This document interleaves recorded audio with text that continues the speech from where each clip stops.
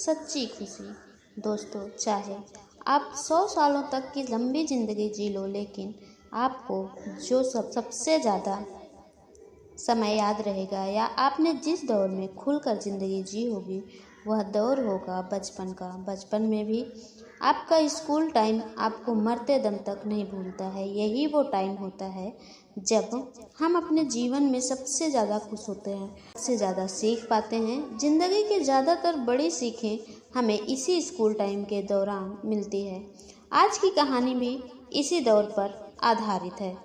धीरेन का रिजल्ट उसके हाथों में था। क्लास में अव्वल आने के लिए जितने मार्क्स चाहिए उतने उसको मिले थे, लेकिन उसके चेहरे से वह खुशी गायब थी जो अव्वल आने पर होती है। उसे समझ में नहीं आ रहा था कि आर्यन को हराने के बावजूद वह खुश क्यों नहीं हो पा रहा है। आखिर यही तो वह चाहता था। आर्यन और धीरेन एक ही क्लास में पढ़ाई करते थे। जहां आर्यन बहुत मेहनती, शांत और समझदार बच्चा था, वहीं धीरेन को पढ़ाई में बिल्कुल मन नहीं लगता था। उसे हर वक्त कोई न कोई शरारत सूझती थी। वह हमेशा कुछ न कुछ करके आर्यन को परेशान करता रहता था। उसे लगता था अगर आर्यन को किसी तरह पढ़ाई से दूर रखा जाए और परेशान किया जाए तो वह भी अच्छे नंबर नहीं ला पाएगा और इस तरह वह भी उसकी तरह ही कम नंबर आने वाले लड़कों में शामिल हो जाएगा। अपनी इस शरारती सोच को सच करने के लिए धीरेन आए दिन कुछ न कुछ गड़बड़ियां किया करता था।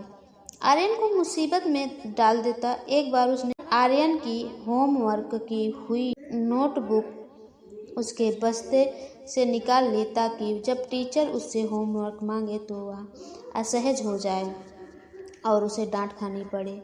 हुआ भी उसी के अनुसार। उस दिन टीचर ने होमवर्क न करने के लिए आर्यन को बहुत डांट लगाई। यह डांट जैसे धीरेन को अपना जीता हुआ कोई मेडल मालूम हो रहा था। वह आर्यन को परेशानी में डालकर मंद मंद मुस्कुरा रहा था, लेकिन आर्यन इतनी जल्दी हार मानने वालों में से नहीं था। वह तुरंत इस घटना को भूल गया और फिर से अपने अभ्यास में लग गया। लेकिन धीरेन को चैन कहाँ पड़ने वाला था। वह भी लगातार अपनी शरारतें और आर्यन के खिलाफ शैतानियां करने से पीछे नहीं हटता था। कभी उसका बस्ता छुपा देता तो कभी उसका टिफिन खा लेता, कभी उसके जूते फेंक देता और पता नहीं क्या क्या करके वह आर्यन को हमेशा ऐसे सिचुएशन में डालने का प्रयास करता जिससे उसका ध्यान पढ़ाई से भटक जाए। इन शैतानियों में कब क्लास के बाकी के शैतान बच्चे भी उसका साथ देते। उन्हें धीरेन को आर्यन के खिलाफ उकसाने में बड़ा मजा आता।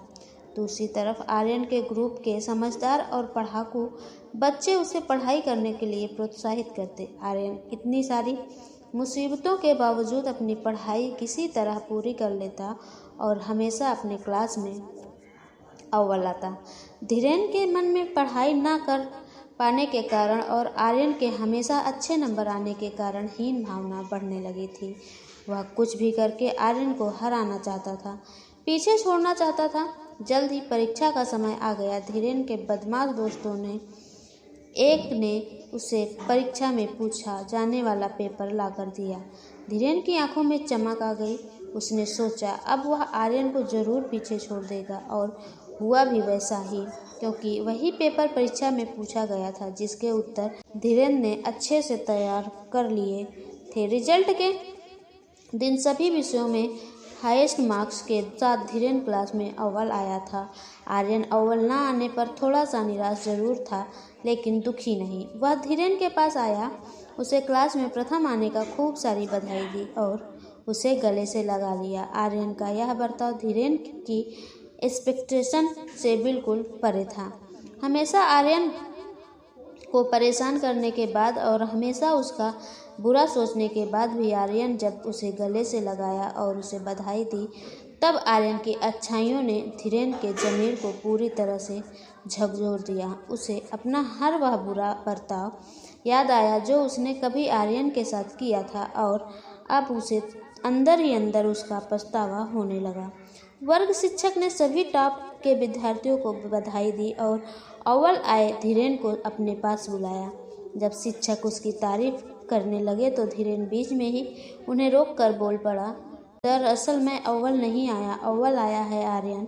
क्योंकि मैंने चीटिंग की है। पश्चाताप की आग में जल रहे धीरेन्द्र ने यह जानते हुए भी कि उसके काबूल करने पर उसे स्कूल से भी निकाला जा सकता है, फिर भी उसने सच्चाई कबूल कर ली।